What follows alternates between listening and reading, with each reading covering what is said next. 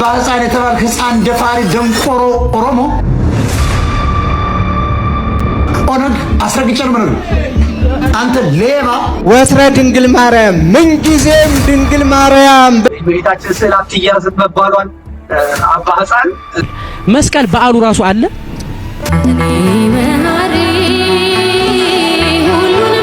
አዲስ በሆነ መረጃ ተመልሼ መጣሁኝ። እስካሁን እያነጋገረ ያለው እንግዲህ የአባ ሕፃን ተግባር ነው። በኦርቶዶክሳውያን ብቻ ሳይሆን እንግዲህ በፖለቲካ ተንታኞች ጭምር በጣም ብዙ ትችት እየቀረበባቸው ነው የሚገኘው። ዘመድኩን በቀለ ራሱ ያወጣቸው ብዙ አይነት መረጃዎች አሉ። አብረን ተመልክተን ሐሳብን ሰጥበታለን።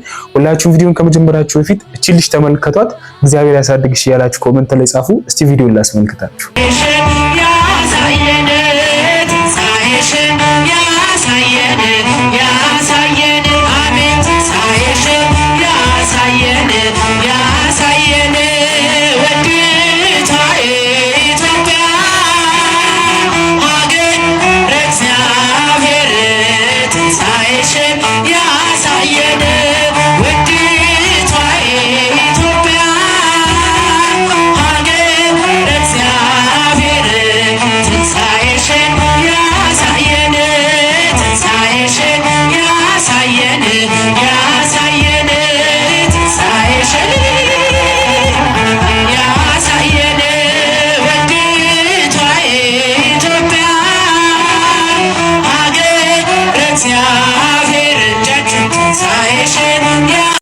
መስቀል በዓሉ ራሱ አለ።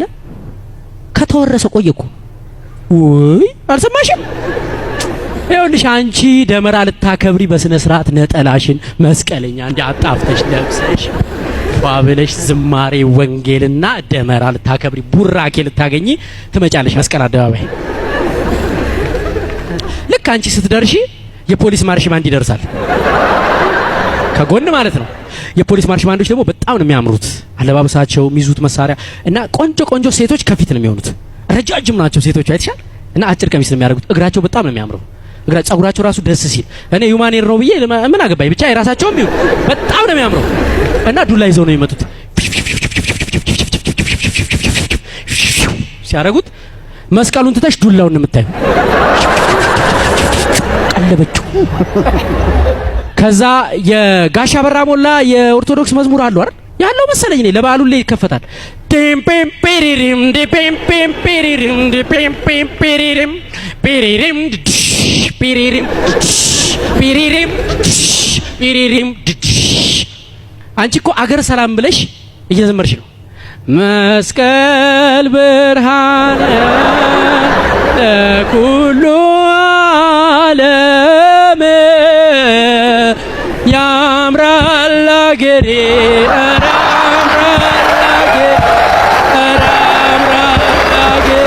አገሬ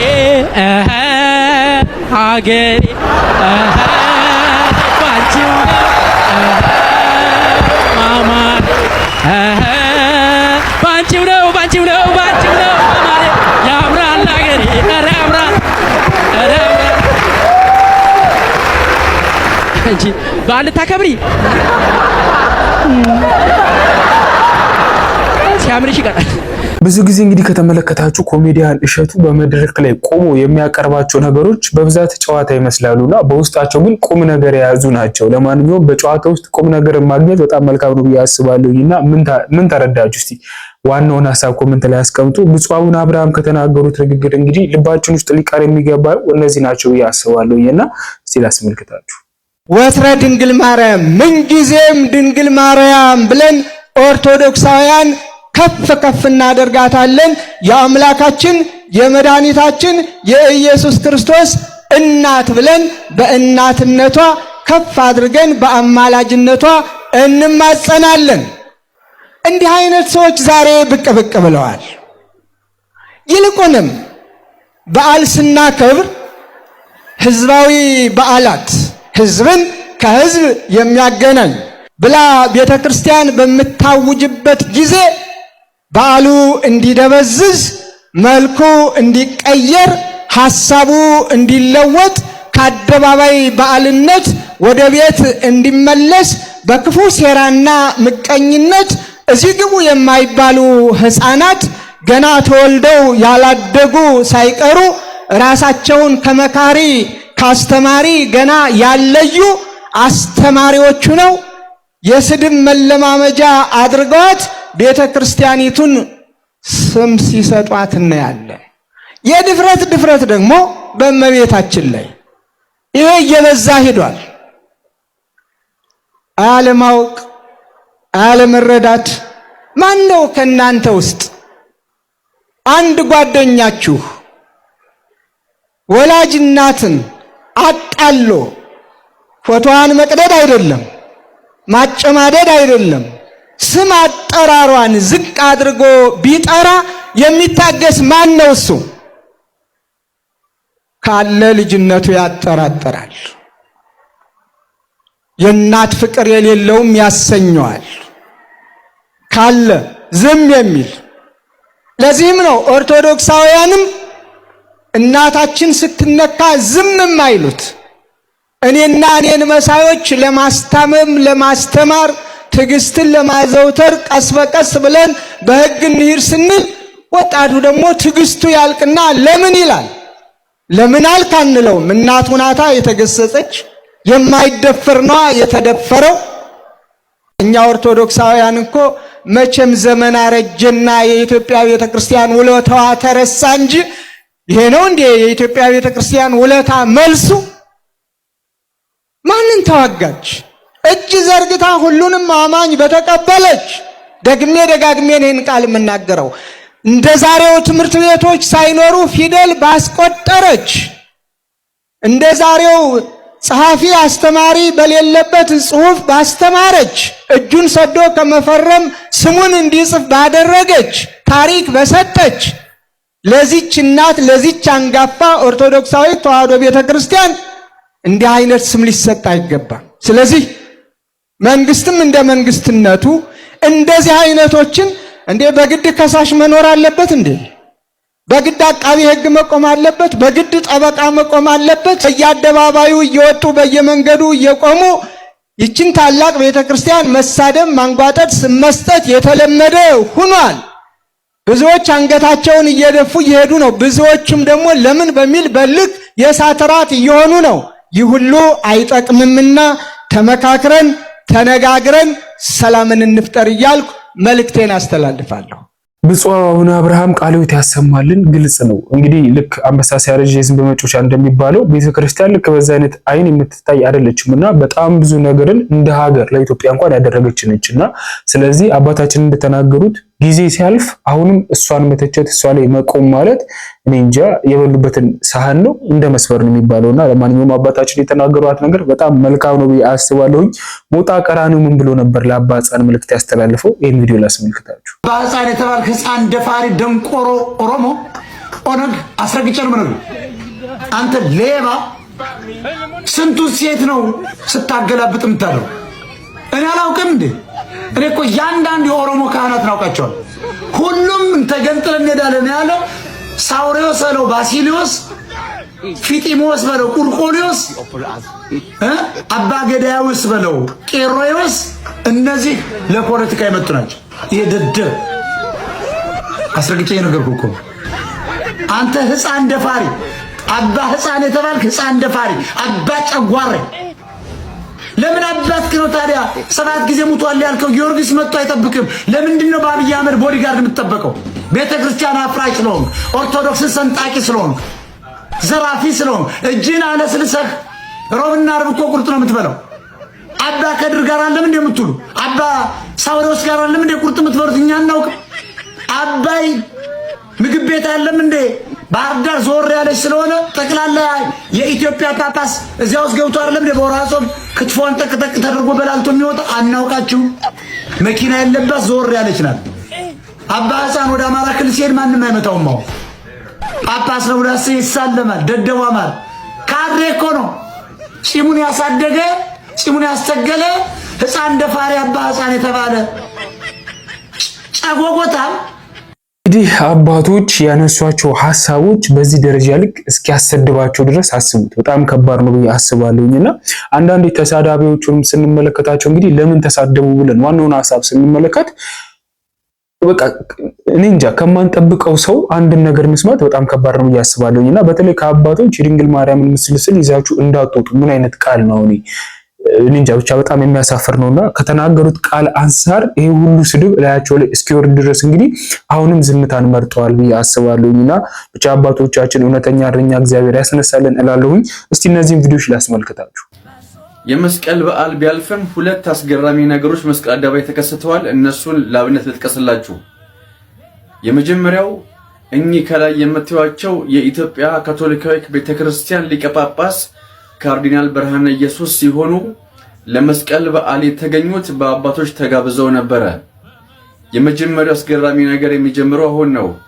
ደመራው ሲለኮስና የእሳቱ ነበልባል ሲነሳ የራሳችን አባቶችና አስተባባሪዎች መስቀል አደባባይ ለቀው ሲወጡ የኢትዮጵያ ካቶሊካዊት ቤተክርስቲያን ሊቀ ጳጳስ ካርዲናል ብርሃነ ኢየሱስ ግን ደመራው ተጀምሮ እስኪጠናቀቅ ድረስ ከህዝቡ ጋር አምሽተዋል። ህዝቡ በፍቅር አብሯቸው ፎቶ የተነሳ ክብር ሲሰጣቸው ማየት በራሳችን አባቶች የተናቀን ያክል እንዲሰማን አድርጓል። በዚህ አጋጣሚ ለካርዲናልን ክብር ይስጥልን እንላለን። በሁለተኛ ደረጃ አስገራሚ ነገር የነበረው በማርሽ ባርድ የቀረበው መዝሙር ሳይሆን ዘፈን መሆኑ ነው። ከዘፈኖቹ መካከልም የሰማኸኝ በለው፣ አሸብርቋል የዛሬው ቀን፣ የአስቴር አወቀ አበባየሆሽ፣ የመሐሙድ አህመድ ሰላም ሰላም የሚሉት ዘፈኖች ነበሩ። በመንፈሳዊ በዓል ላይ በመንፈሳዊ መድረክ ላይ ዘፈን መዘፈኑ በዓሉን አናጋሪ ያደርጎት አልፈዋልና ለወደፊቱ እንደ እግዚአብሔር ፈቃድ አይነት ነገሮች ባይደገሙ ለማለት ነው። ግን ትዝብት ላካፍላችሁ ብዬ ነው። ይህንን ሐሳቡን ሼር፣ ኮፒ ሊንክ፣ ሪፖስት እና ሜንሽን አድርጋችሁ ለብዙ ሰዎች እንዲደርስ ታደርጉ ይጠይቃለሁ። አመሰግናለሁ። እንኳን የእመቤታችን እንኳን የመላእክት ስዕል ቀርቶ የተቀደሰ ሀገር ስዕል እንዲሳል እግዚአብሔር ፈቅዷል። እስቲ ይሄን ጥቅስ እናንብ። ሕዝቅኤል 4:1 እንዲህ ይለዋል፣ አንተም የሰው ልጅ ሆይ ጡብን ወስደ በፊትህ አኑራት፣ የኢየሩሳሌምንም ከተማ ስዕል ሳልባት አለ እግዚአብሔር። የሰማችሁ ነው። ቅድስት ሀገርን ሳላት ይለዋል ለሕዝቅኤል ነው። ይህም ለእስራኤል ቤት ምልክት ይሆናል አለ። ቅዱሳት ስዕላት ለኛ ምልክቶቻችን ናቸው፣ መገለጫዎቻችን ናቸው። ስለዚህ ቅዱሳት ስዕላት እንዲሳሉ ያዘዘ ማን ነው? እግዚአብሔር ነው። በኪሩቤል ስዕል ባማረው ቤተ መቅደስ በ12 ዓመቱ የተገኘ ማን ነው? ክርስቶስ ነው። በቅዱሳት ስዕላት ያጌጠ ማለትም በስዕለ ኪሩቤል በተሸለመው ቤተ መቅደስ የንግድ ሥራ ሲሰሩ አይቶ የአባቴ ቤት የጸሎት ቤት ነው ብሎ በጅራፍ ገርፎ ያስወጣ ማን ነው? ማን ነው? ክርስቶስ ነው። ስለዚህ ኦርቶዶክሳውያን፣ ስለዚህ የቅዱሳት ስዕላት መነሻ ማን ነው? መጽሐፍ ቅዱስ ነው። ማንም ያጨማለቀውን መስቀል አደባባይ፣ ማንም የጨፈረበትን መስቀል አደባባይ፣ ማንም የዘለለበትን መስቀል አደባባይ እኛ ከአባቶቻችን ጋር በማይጠንት አጥነ ነው። እንዲሁም ደግሞ ሊቃውንት አባቶቻችን በበዓሉ የሚስማማውን ቃል እግዚአብሔርን እያጠኑ ይገኛል። እንዲሁም የሰንበት ትምህርት ቤቶች አንድነት የቦሌ የየካ የለሚኩራ ክፍለ ከተማ ሰንበት ትምህርት ቤቶች አንድነት የመዝሙር ዝግጅታቸውን እንመልከተው። መስቀልን በመስቀል አደባባይ ኑ ተከተሉ።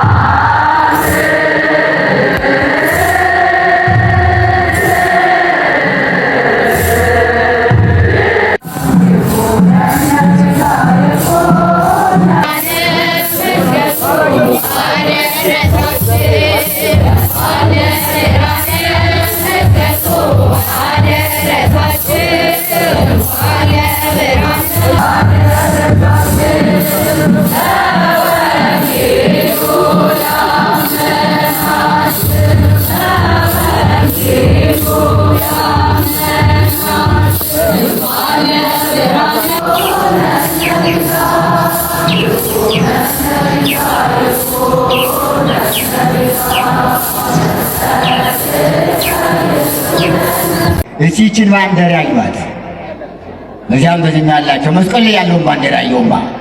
ለምን ነው መስቀል ላይ ባንዲራ የተሰቀለ ይመስላል? እስቲ ይው ይሄ ሶስቱ የስጋው የደሙ የማይገቦ ምሳሌ ነው። ቀይ፣ ቢጫ፣ አረንጓዴው መስቀል ላይ የተሰቀለበት ምስጢር አለው።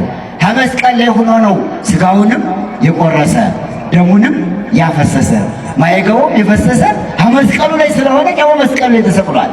ታውቃላችሁ? አዎ ይሄ ነው ትክክለኛው በዓል አከባበር። ባንዲራ የሌለው በዓል አይደለም። ይሄም ቀይ ቢጫ አረንጓዴ ከመሳለም ወንዝ ሰማያት ወረደ ሲል እኮ እቺ ቀይ ቢጫ አረንጓዴ አገሯን ታውቁታላችሁ አይደል? ክረምት ላይ ዳመናው ላይ ታችሁታል ተቀርጾ። አይ ሰው ሞኙ አያሌው ሞኙ ሰው አማኙ ይላል ያገሬ ሰው ሲዘፍን። አሁን በሰማይ ያለውን ባንዲራ ማን ይተቀልልናል ብለው ነው ያስፈልግም የሚሉ አንዳንዶች ያልገባቸው። አደመናው ላይ የሚቀረጸውን እስቲ ማንም ያወርደው? አዚዝ ሊያወርደው ይችላል፣ በመሰላል ሊያወርደው ይችላል። የሰማዩን ባንዲራ በምን መሰላል ያወርደው ይሆን?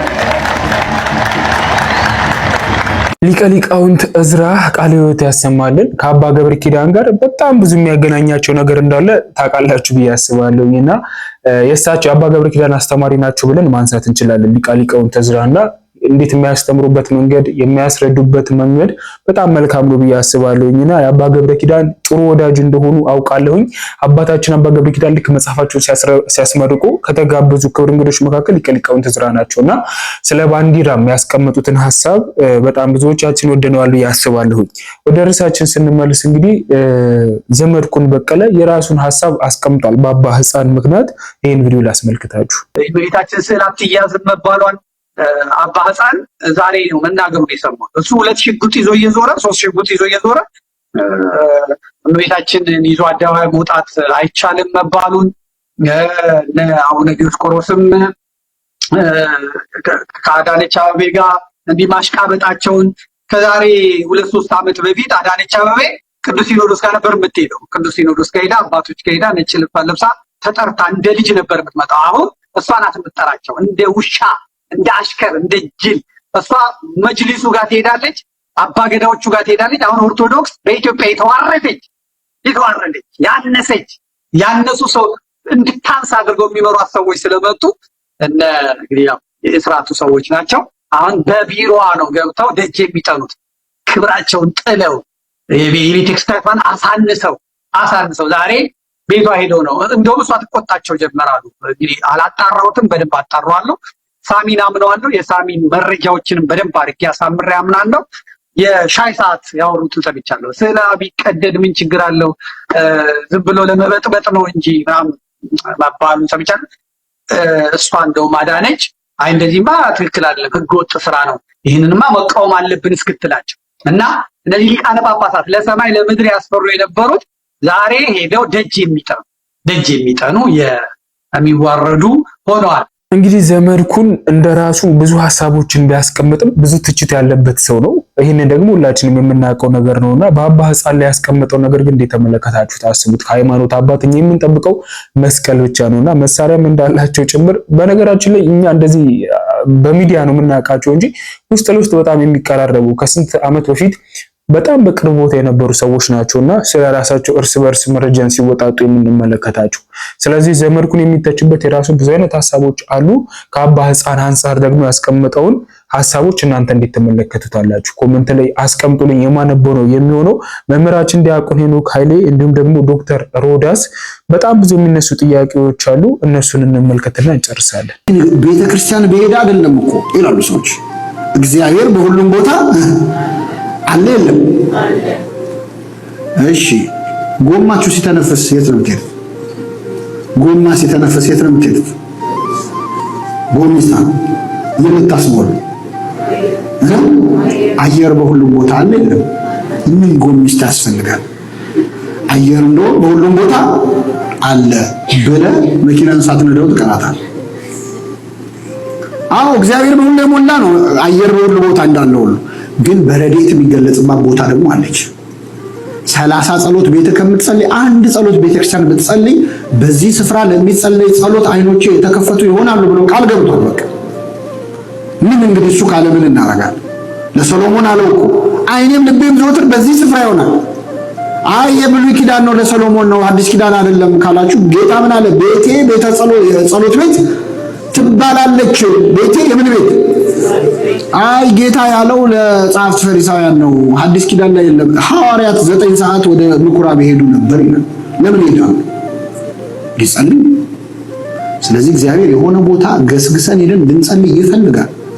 ተራራ በወጣ አይደለም ገዳም ለገዳም በዞር አይደለም። ጌታ ተራራ ለተራራ እንዴ ሲዞር የነበረው እኔ እኮ በጣም ይገርም ነው።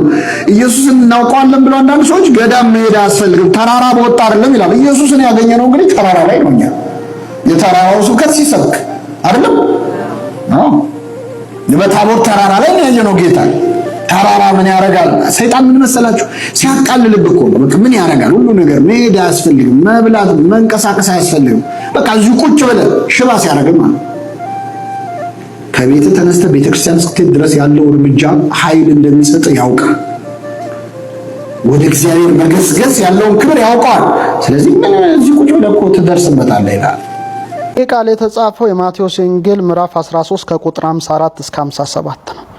ወደ ገዛ ሀገሩ መጥቶ እስኪገረሙ ድረስ በምኩራባቸው ያስተምራቸው ነበር። እንዲህም አሉ፣ ይህንን ጥበብና ተአምራት ይህ ከወዴት አገኘው? ይህ የጸራቢ ልጅ አይደለምን? ለምን አንዱን ጥሎ አንዱን አንጠልጥሎ ይባላል?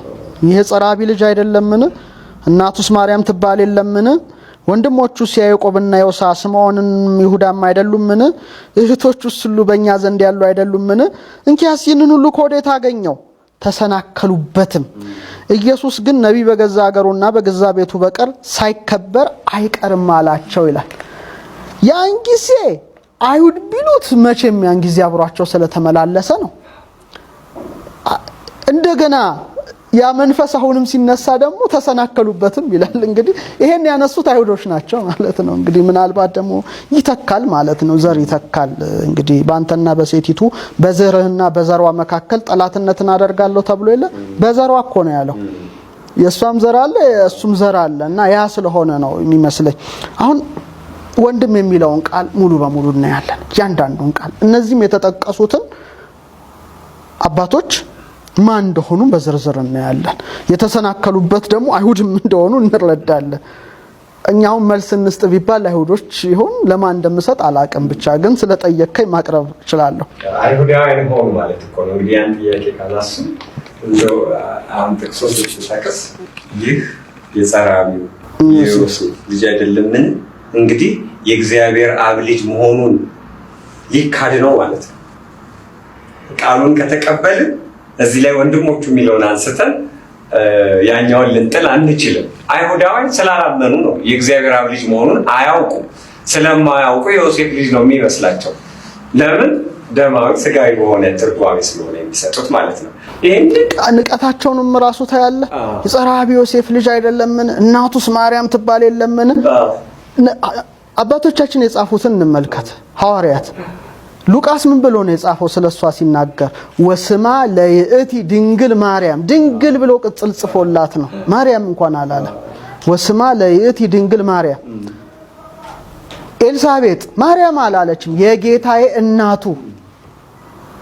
የሐዋርያት ሥራ ምዕራፍ 1 ቁጥር 12 እና ዮሐንስ 19 የኢየሱስም እናት በመስቀሉ እዛም የኢየሱስም እናት አክብረው እናትነቷን ነው። እነዚህ ግን በጣም ደፋሮች ስለሆኑ እናቱስ ማርያም ትባል የለምን? በመጨረሻም ቪዲዮን እንደተመለከታችሁት ነው። ሁለቱም መምህራን አንጋፋ እንዲሁም ደግሞ የሚያስቀምጡበት የሚያስተምሩበት መንገድ በእውነት በጣም የሚደነቅና የሚበረታታ ነውና ቃለ ሕይወት ያሰማልን መምህራኖቻችን። ለማንኛውም ለዛሬ ያዘጋጁላችሁ መረጃ ይመስላል። ብዙ ነገር እንደተማራችሁ ተስፋ አደርጋለሁኝ። ዋናው ርዕሳችን አሁንም ቢሆን ከአባቶች የሚወጣው ቃል እንግዲህ እንኳን ኦርቶዶክሳውያን እንኳን መንፈሳዊ ሰው የተባለውን ዓለማዊንም ሰው በዚህ ደረጃ ልክ እያስቆጣ ይገኛልና የዘመድኩንንም ሐሳብ እንዴት ተመለከታችሁት? አስቀምጡልኝ። የምመለከተው የሚሆነው ቀጣይ